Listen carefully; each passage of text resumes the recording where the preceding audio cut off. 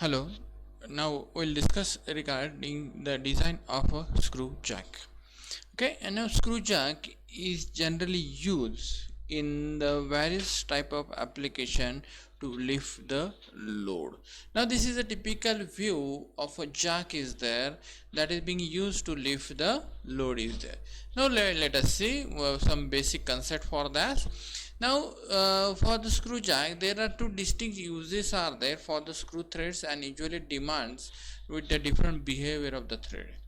A power screw such as a lathe lead screw or a car lifting jack which convert the rotary motion into the linear motion is called as a power screw. For this example, we want to lift the load of 1,000 pounds. Okay, now to lift that load we should require a minimum efforts are required. Now this can be done by using a power screw, that is called as a jack. Now there are basic components are there for the screw jack, that is these are the devices used to lift the heavy load. Then it consists of a screw body, nut body handles. Okay, then there are different mechanisms are available for the screw jack, different ways are there. Now there are three different jacks are there. Okay, we want to lift a load, common load is there. Okay, now forces will be applied at a different location. By using this we can lift is straightforward, or we can using a differential weight will be there. Accordingly we can go for a lifting of this power screw. Okay, now this is the typical arrangement of the screw jack is there. It will have a cup will be there, then it is having a hexagonal nut is available at this location at the end of the power screw is there.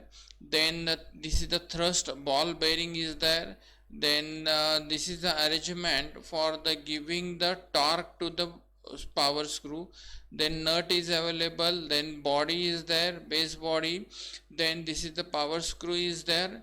Okay, which will be rotated and accordingly the load will be lifted. This now let us say the dimensions in the detail, that is LH is the length of the handle on which you are going to apply the force of P. DH is the diameter of the handle. Now this is the portion of a cup is there where the nut is being fitted. Di is the inner diameter of the cup and d naught is the outer diameter of the cup within which the power screw is being supported. Then h1 is the height of the nut. Then h is the total lifting height is there. Then this is the portion for your nut where it is being fitted in the body, and second inner portion is being fitted in the screw is there. Di is the d1 is the inner diameter of the or outer diameter of the nut and inner diameter of the screw body is there. Then d2 is the outer diameter of nut and d3 is the outside diameter of the body is there. Then d4 is the inside diameter of the base and d5 is the outside diameter of base. T1 is the thickness of the nut, T2 is the thickness of the screw body, body of the jack, and T3 is the thickness at the base. H is the lifting height and HB is nothing but a total body height is there. DC is the core diameter, D is the nominal diameter, and DM is the mean diameter of the screw, and P is nothing but a pitch of the screw is there. Now this is the typical arrangement as we have seen in the video. Then the toggle jack which is available in a vehicle, this seems to be somewhat like this. It will have a power screw will be available. We are going to rotate, and as there are two different threads are available, therefore automatically the load will be lifted. That is, the mechanism will be somewhat like this. We are going to apply the torque here, as two different types of threads are there, left and right, therefore it is going to get lifted. Then as we have seen different types of thread, left hand thread and right hand threads are there. Then these threads will get mesh like this. Okay, this is a portion of screw and this is the portion of nut is there.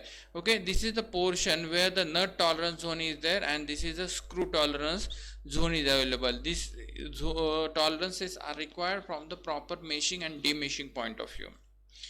Then see that we'll see the all the types of thread. Now let us see this is the Acme thread where the included angle 2 theta or 2 alpha is 29 degree. Then this is the Acme stub type of thread is there, a small change in the height will be there.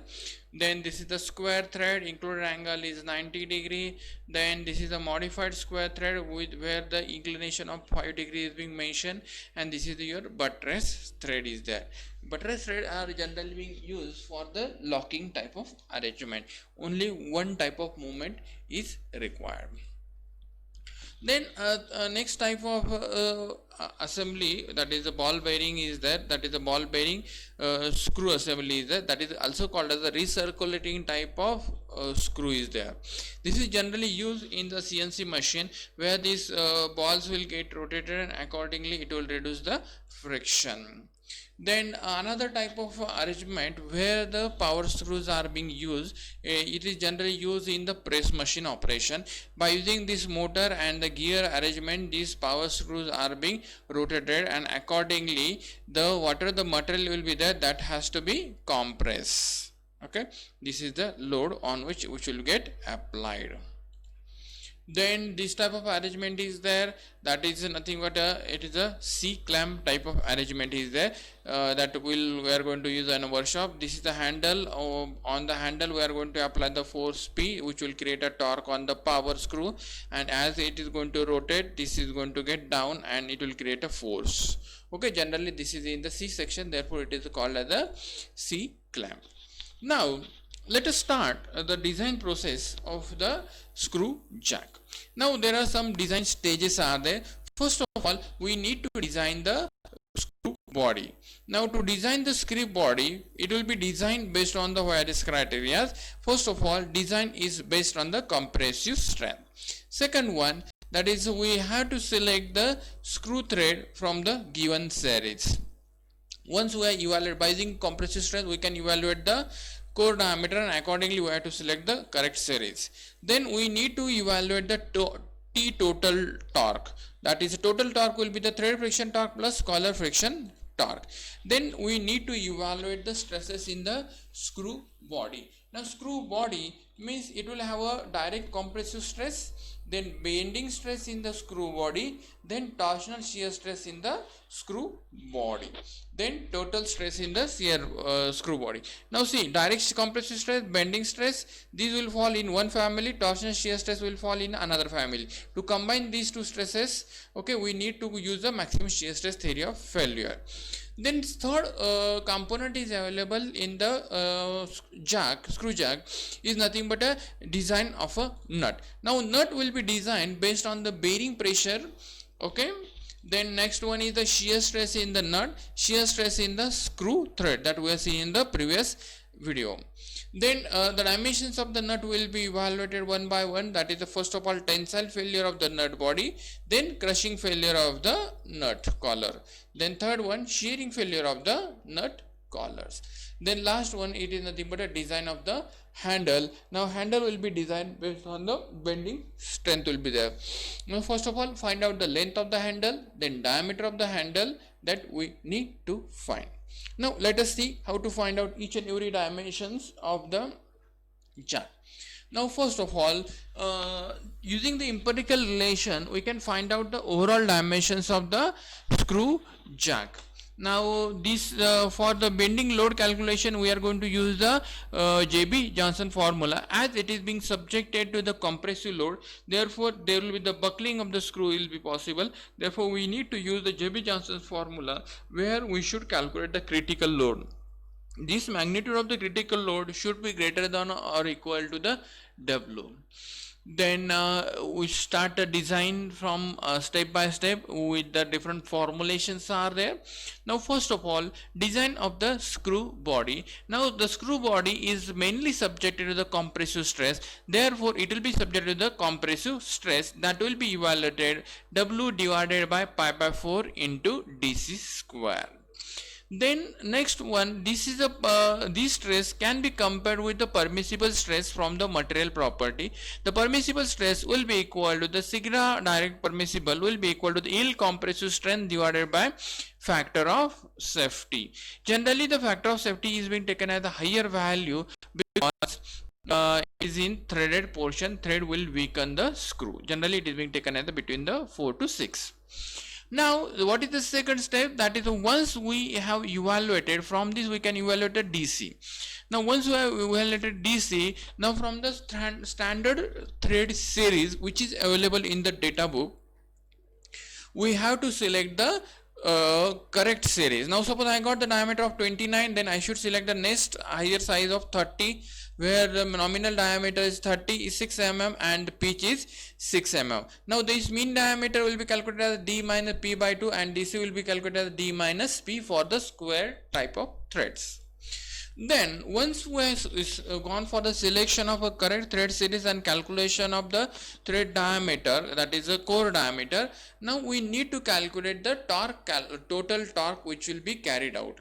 Now the total torque will be calculated by using total torque will be equal to the thread friction torque plus collar friction torque. Now as we have already studied for in the last video, that is the torque required to overcome the thread friction for the lifting of the load will be equal to the W into dm divided by 2 into tan of phi plus alpha, where phi is a friction angle and alpha is a helix angle.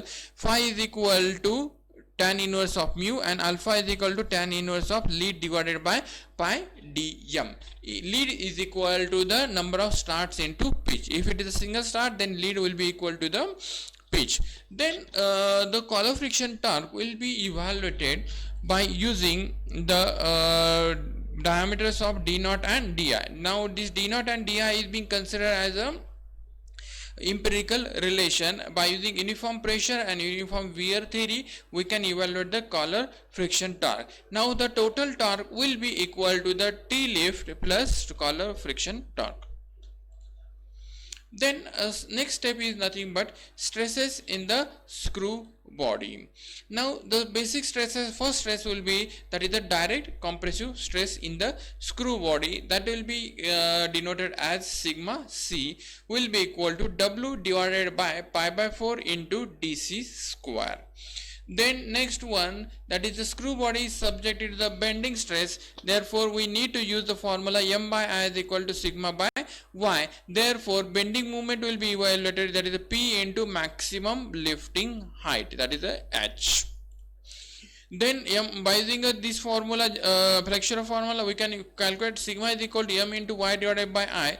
M is equal to p into h and y is equal to distance of end fiber. As it is a circular section, that will be equal to the dc by 2, and I is the mass moment of inertia, that will be evaluated as pi by 4 into dc raised to 4. Therefore you will get a bending stress is equal to 32 m divided by pi into dc cube for this, that is the maximum, where h is nothing but our maximum lifting height. Because whenever you are going to apply, suppose this is the screw is going to get jammed, then we are applying the force, it will get bent, and it may get bent at this location. Therefore the bending stress will be equal to p into h will be there. Then the total stress, as sigma c and sigma b fall in the same family, we can find out the total stress will be equal to the sigma direct is equal to sigma c plus sigma b.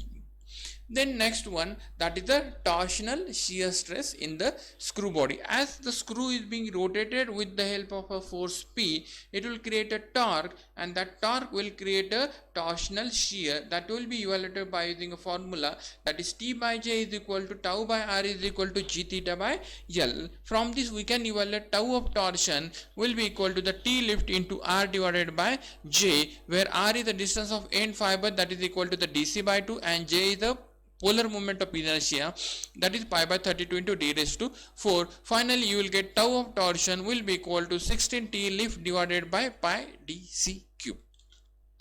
Then the total shear stress in the screw body will be find out, that is by using maximum shear stress theory, that is sigma by 2 square plus tau square. Now therefore this sigma by 2 we know, that is sigma direct is equal to the sigma c plus sigma b is there. Now we'll find out sigma c plus sigma b by 2 total bracket square plus tau of torsion square. This value of maximum shear stress has to be compared with the permissible shear stress, will be equal to the yield shear strength divided by factor of safety, that will be equal to the 0.5 of SYT by Fs. Therefore, from safety point of view, tau max should be less than tau max permissible. These are the entire calculation for the stresses in the screw body. Then the next step is nothing but a design of a nut. Now basically the nut which is available to support the screw is subjected to the bearing pressure, and that bearing pressure will be calculated as a force divided by projected area. Now that projected area will be equal to the W divided by pi by 4 into d square minus dc square into z. Z is nothing but number of threads in engagement is equal to h by p, from where we can get a height of a nut. Then next one is nothing but we need to go for a calculation of a checking of the shear stresses induced in the screw thread and the nut thread. Now the shear stress induced in the nut thread can be evaluated as that we have seen in the previous videos, that is W divided by pi into d into t into z. It will be compared with the yield compressive strength that should be less than this from the safety point of view. Then shear stress induced in the screw thread, that will be pi into dc into t into z. Then the next one, that is to find out the dimensions of the nut. What is the dimension? That is d1, d2 and d3 dimensions we want to evaluate, and t1 the thickness. Now the nut body will be subjected to the tensile failure. This nut body will be subjected to the tensile failure. This tensile failure will be subjected to the, that is sigma t will be equal to the W divided by pi by 4 into d1 square, that is d1 square minus d square, outer diameter of the screw. This will be compared with the permissible shear stress in the permissible tensile stress in the nut will be equal to the SYT by Fs. Then second type of stress, that is the crushing failure of the nut collar, that is W divided by pi by 4 into d2 square minus d1 square, this one, that will be compared with the yield compressive strength in the nut. Then last one, it is the shearing failure of the nut collar. It will get sheared out at this location, therefore it will be pi into d1 into t1. From this we can evaluate value of t1. Then last one, it is nothing but a design of the handle. Now to design the handle, we should know the how much is the effective length of the handle. Now this we are going to apply the force at the end of the handle. The end of handle into the effective length of handle will give the bending moment which is being applied on the screw. Therefore the effective length of handle will be equal to the effective length plus 150. This 150 is generally taken as the gripping length. Then the diameter of the handle will be evaluated by using a formula of bending moment, that is m by I is equal to sigma by y, where m is nothing but calculated as the length of handle into P, and y is the distance of end fiber, that is the diameter of handle divided by 2, and I is the mass moment of inertia, that is the pi by 64 into dh raised to 4. Therefore finally you will get the 32 m divided by pi into dh cube will be compared with the yield tensile strength divided by factor of safety. From this we can get a value of diameter of handle. Now generally the height of the screw head, it is being taken as a 2 times of diameter of handle. Then the overall dimension then we can get by using empirical relations also. Therefore the screw body dimensions will be evaluated at the d3 will be equal to the 1.5 times of d2. Then inside diameter of the body of the bottom, that is the d4, will be equal to the 2.25 times of capital D2. Then outside diameter of the body at the bottom will be equal to 1.75 times of d4, and thickness of body is generally taken as a 0.25 times of d, and thickness of the base will be 2 times of t2. Then this is the body height is there. These are all the empirical relations. Now the last one, that is to evaluate the buckling of the screw by using JB Johnson formula. Now JB Johnson formula will evaluate the critical load or buckling load by using a formula pi by 4 into dc square into yield compressive strength into 1 minus yield compressive strength divided by into L by K square divided by 4c into pi square into E, where E is the modulus of elasticity, C is the end fixity coefficient. Now this end fixity coefficient, if one end is fixed and another end is free, that is the cantilever beam, it is being taken as a 0.25. If one end is fixed, another is hinged, it is being taken as 2. If both ends are fixed, then it is being taken as a 4. And if both ends are hinged, it is being taken as a 1. L is the effective unsupported length of the screw, that is generally taken as the maximum lift of the screw plus height of the nut divided by 2. Then K is the radius of gyration, least radius of gyration. It is being calculated as under root of I by A. They generally taken as a DC by 4. And DC is nothing but a core diameter of the screw and YC is nothing but yield compressive strength. This is the critical load should be greater than the W for the safety point of view. Now if this L by K, this slenderness ratio, if it is less than 30, then there will be no effect on the buckling. Such a component are designed based on the compressive strength. If L by K is greater than 30, then the design should be based on the buckling load, that is a buckling one.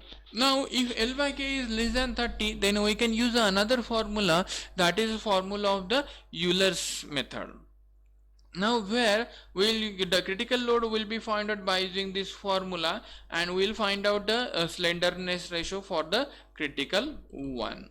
If the actual slenderness ratio is less than the critical slenderness ratio, then use the Joby-Johnson formula. If actual slenderness ratio is greater than the critical slenderness ratio, then use the Euler's formula to avoid the confusion between Joby-Johnson formula and Euler's formula. For safety point of view, critical load should be greater than the load which is being applied on the screw. Now this is entirely regarding the design of the screw jack. Thank you.